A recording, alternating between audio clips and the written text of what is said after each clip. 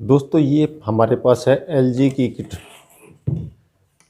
LG 21 इंची TV की kit है और इसके अंदर हॉरिजेंटल सेक्शन का फॉल्ट है। तो आज की इस वीडियो में मैं आपको हॉरिजेंटल सेक्शन के अंदर जो प्रॉब्लम किन किन वजह से आती है और कहां कहां से हमें इस सर्किट को चेक करना चाहिए, और साथ में आपको ये भी मैं बताऊंगा कि किस तरह से हम बिना खर्चा लगाए और बड़ी आसानी से पहले हम ये कंफर्म कर लेंगे 100% श्योर कि हमारा कौन सा इसमें से कोई जो कंपोनेंट है वो ख़राब है। ताकि जैसे कि आप सबको पता है कि आगे से आगे अब LCD का ज़माना है, तो टीवी को वैसे ही कोई नहीं आजकल ले रहा। तो अगर हम जैसे EST हो गई या कोई मेन IC हो गई जो कि महंगे कंपोनेंट हैं टीवी के, तो शक के तौर पे हम इन्हें लाकर और अपने पास ऐसे ही फालतू में नहीं रख सकते पैसे एंड करके। तो जैसे अगर आपको कोई शक हो भी IC हमारी कोई ख़राब है या हमारा EST ख़राब है, ये दो मेन महंगे आइटम हैं, और इसके बाद आ जाती है बात हमारे योक कोयल की। तो बारी बारी से हर एक चीज़ को मैं आपको डीपली अच्छी तरह से समझाने की कोशिश करूँगा। तो आप वीडियो में शुरू से लेकर अंत तक बने रहिए ताकि आपको अच्छे से समझ में आ जाए और आपके जो किसी भी कंपोनेंट के पैसे जो वो वेस्ट न जाए। और वीडियो को लाइक और चैनल को कर लीजिए सब्सक्राइब। चलिए दोस्तों, पहले हम बात कर लेते हैं EST। जैसे कि मेरे को चलो पता है अभी मेरी EST टीवी की ख़राब हो चुकी है। जैसे आप देख रहे हैं यहाँ से बर्न हो गई PCB भी, तो मैंने ये निकाल दिया। इसकी मैं EST चेंज करूँगा। पर मान लीजिए अगर आपकी टीवी की जो अंदर EST लगी हुई है और आपको कहीं बाहर से नहीं दिख रहा कि EST कोई शॉर्ट है या लीकेज है या और जो भी है, तो आप कैसे कंफर्म करोगे कि हमारी EST है जो वो सही है या ख़राब हो चुकी है। तो इसका आपको आज मैं बहुत ही सिंपल सा और एक अच्छा फार्मूला बताने वाला हूँ, टिप्स, जिसे यूज़ करके आप EST के पैसे लगाने से पहले अच्छी तरह से कंफर्म कर पाओगे कि हाँ वाकई में हमारी EST ही ख़राब है। तो देखिए फ्रेंड, जैसे कि मैंने किट को उल्टा कर दिया है, तो जैसे कि आप देख पा रहे होंगे ये है हमारे +B वोल्टेज की, जो कि सप्लाई से 110 वोल्टेज से लेके अलग अलग टीवी किट की अलग अलग सप्लाई वोल्टेज होती है। तो यहाँ पे 110 वोल्टेज हमारे जैसे आते हैं, और ये होगी हमारे बूस्ट ट्रांजिस्टर को जाने वाली। ये जो हमारा ट्रांजिस्टर लगा होता है हॉरिजेंटल सेक्शन का, तो अभी हम मान लीजिए चेक कर रहे हैं, कंफर्म कर रहे हैं कि हमारी EST सही है या नहीं है।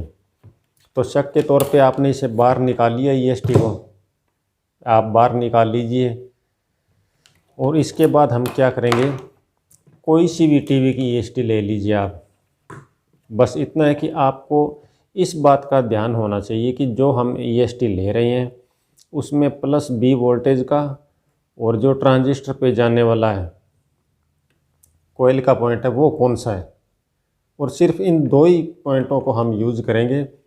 और आपके पास अगर कोई भी नई EST पड़ी है, चाहे आपके पास कई बार क्या होता है कि जैसे EST यहाँ से जल्द लीकेज हो जाती है बाहर से, और वैसे EST सही होती है, तो उसे भी आप यूज़ करके कंफर्म कर सकते हैं कि हमारी EST प्रॉपर ख़राब हो गई है या नहीं हुई। क्योंकि शक के तौर पे अगर नई EST मार्केट से ख़रीद ली और पहले वाली अगर सही निकल गई तो उसके पैसे एंड हो जाएंगे, और फिर वो जल्दी कभी काम में आएगी भी या नहीं ये भी कोई श्योर नहीं है। और साथ ही साथ ऐसी सिचुएशन में EST है जो हमारी वो ट्रांजिस्टर भी उड़ाती रहती है लगातार, तो उसके भी हमारे पर पीस 30 से लेके 50 रुपये तक कई बार एंड हो जाते हैं। तो अगर आप भी चाहते हैं कि ऐसी प्रॉब्लम आपको फेस न करनी पड़े, तो हमारी इस टिप्स को फॉलो करें। और इसके लिए हम ले लेते हैं 2 वायर। अभी हम इन दोनों वायर को, एक को तो लगाएंगे जो हमारे 110 वोल्ट की सप्लाई आती है उस पे, और दूसरी वायर को हम लगाएंगे कोयल वाले सेक्शन पे, यानी ट्रांजिस्टर पे जो पॉइंट जाता है ईएसटी के अंदर से होकर, जो हमारा 1803D वगैरह ट्रांजिस्टर लगे होते हैं, तो इस ट्रांजिस्टर पे हमारी एक वायर आ गई और दूसरी हो गई हमारी ये 110 वोल्टेज सप्लाई की।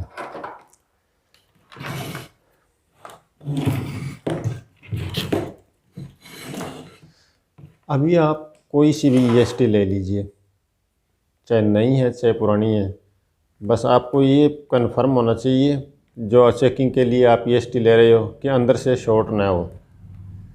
बाहर से लीकेज होगी तो चलेगा, कोई दिक्कत नहीं है, क्योंकि हम अभी एक बार टेस्टिंग कर रहे हैं कि हमारी ईएसटी पूरी तरह से अंदर से शॉर्ट है या नहीं है। क्योंकि कई बार ईएसटी बाहर से लीकेज होने की बजाय अंदर से शॉर्ट हो जाती है, जिस वजह से हमारा बार बार जो ट्रांजिस्टर है वो शॉर्ट होता रहता है, 2 सेकंड भी नहीं चल पाता और उससे पहले ही ट्रांजिस्टर हमारा ख़राब हो जाता है। तो अभी हमें इस ईएसटी का पता है, आपको भी कन्फर्म ये देख लेना आप कि कोयल का कौन सा है और प्लस बी का कौन सी वायर है, बस ये ध्यान रखना है आपने।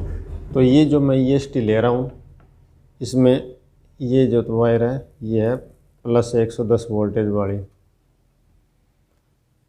और ये है कोयल की, यानी जो ट्रांजिस्टर पे जाती है ईएसटी के अंदर से होकर, जो 110 वोल्टेज सप्लाई है वो हॉरिजेंटल ट्रांजिस्टर पे जाती है, वो वायर है ये। सिर्फ ये मैंने 2 वायर लगाई है। ईएसटी हमने बाहर निकाल ली है। अभी हम क्या करेंगे, टीवी को ऑन करके देखेंगे कि बूस्ट बनती है या नहीं। अभी इस किट को मैं सीरीज़ से सप्लाई दूंगा, क्योंकि हमारी किट है जो वो टीवी से बाहर है, तो ये सीरीज में भी चल जाएगी 100 वाट के बल्ब से। तो ये यहाँ से दूर करके अभी हम इसे देते हैं सीरीज से सप्लाई और देखते हैं बूस्ट बनती है या नहीं। ये देखिए फ्रेंड,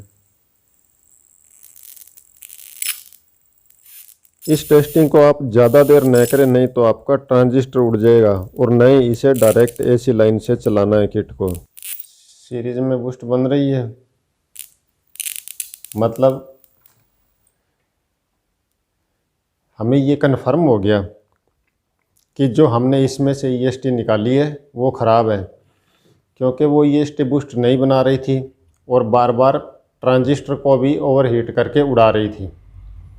तो अभी हमने सिर्फ इसमें 2 वायर लगाई है, बी पॉजिटिव की और ये जो कोयल वाली जो इस ट्रांजिस्टर पे जाती है, और खाली इन 2 वायर से हमारा जो किट है उसने बूस्ट बनाना शुरू कर दिया है ईएसटी का।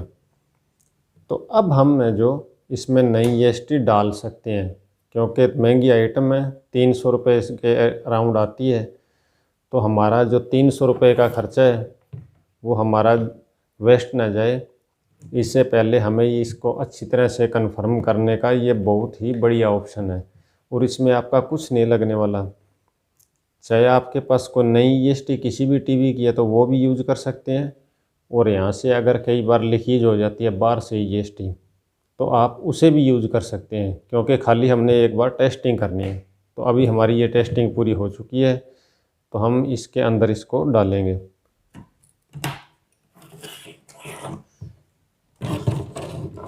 ये मैंने ईएसटी लगा दी है इसमें, ये अभी हमने ईएसटी को लगा दिया है। अभी हम इसे कर लेते हैं एक बार क्लीन। इसे एक बार क्लीन ज़रूर कर लीजिएगा, ताकि कोई ड्राई शोल्डरिंग वगैरह से फिर से इसमें कोई फॉल्ट न आ जाए।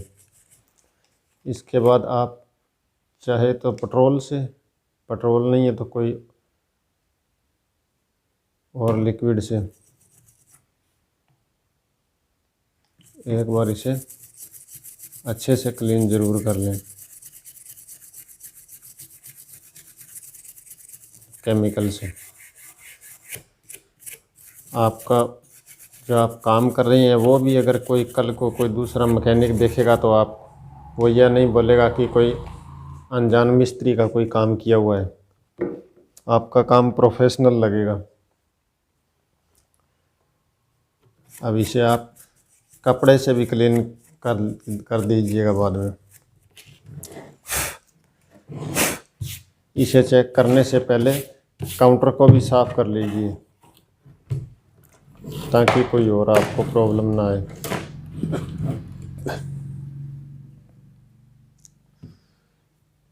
अब जब हम इसे चेक करेंगे ना, तो उस दौरान आप ज़्यादा देर इसको EST के वायर को जो इसके पास मत ले आके रखें, क्योंकि ज़्यादा देर अगर आप स्पार्क मराओगे यहाँ पे तो ये ट्रांजिस्टर उड़ा देगी EST।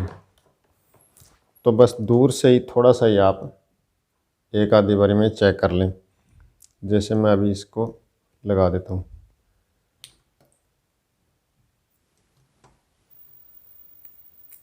ये देखिए,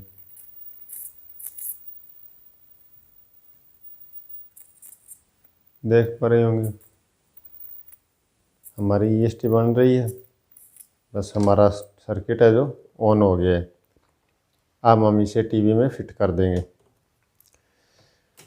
तो इस फार्मूले से तो दोस्तों आप कभी भी किसी भी टीवी में, ये तो LG की किट है, पर अगर आपके पास कोई सा भी टीवी आ जाए, अगर आपको डाउट है कि इसकी EST ख़राब है, तो ये सबसे बेहतरीन पॉइंट मैंने आपको टिप्स दे दिया है, जिससे कि आप नई EST ख़रीदने से पहले एक बार पुरानी EST से चेक कर लें, कन्फर्म कर लें 100% कि हाँ हमारी EST ही ख़राब है। तो इससे आपके पैसे वेस्ट नहीं होंगे और आपको 10 रुपये भी अच्छे बच जाएंगे। और मेन हॉरिजेंटल में तो यही है, EST हो गई और ये हो गया ये ट्रांजिस्टर, और इन पे हो गया ये कैपेसिटर। अगर ये कैपेसिटर आपका शॉर्ट है तो भी तो आपको BU कोड आएगा।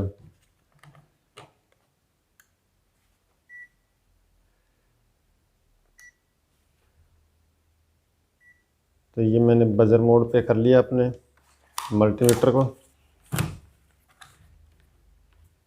अभी आप देखिएगा,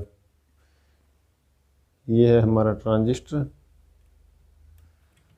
तो इस पे हमने रखी नेगेटिव वायर को और यहाँ पे पॉजिटिव को।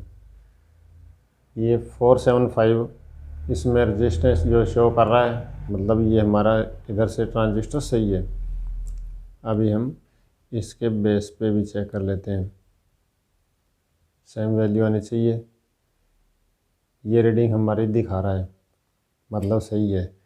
अब जब हम इसको पलट के लगाएंगे तो इसमें कोई भी वोल्टेज, कोई भी वैल्यू शो नहीं करना चाहिए, जैसा कि आप देख पा रहे हैं। अगर हम यहाँ पे भी लगाएंगे तो भी कोई वैल्यू शो नहीं करेगा। बस, तो आप इस तरह से ट्रांजिस्टर को भी बिना बाहर निकाले ही डायरेक्टली चेक कर सकते हैं कि आपका ट्रांजिस्टर सही है या ख़राब है। और इसी तरह से यहाँ से हमारा कैपेसिटर भी चेक हो जाता है। तो फ्रेंड, आज की वीडियो में तो मैंने आपको दिखाया है कि हम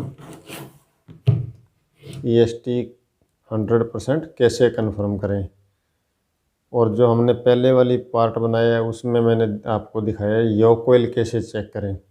और योक कोइल से रिलेटेड अगर फॉल्ट है हॉरिजॉन्टल का, जो योक कोइल की वजह से आ रहा है, उसको हम EST और योक कोइल बिना चेंज किए कैसे आइडेंटिफाई करें कि हमारा ये जो बार बार ट्रांजिस्टर उड़ रहा है वो क्यों उड़ रहा है। आई होप दोस्तों आपको ये अच्छे से समझ में आ गया होगा। और अगर आपको हमारी ये वीडियो यूज़फुल लगी हो और थोड़ा सा भी कुछ सीखने को मिला हो, तो हमसे जुड़े रहने के लिए वीडियो को लाइक और चैनल को सब्सक्राइब ज़रूर करें।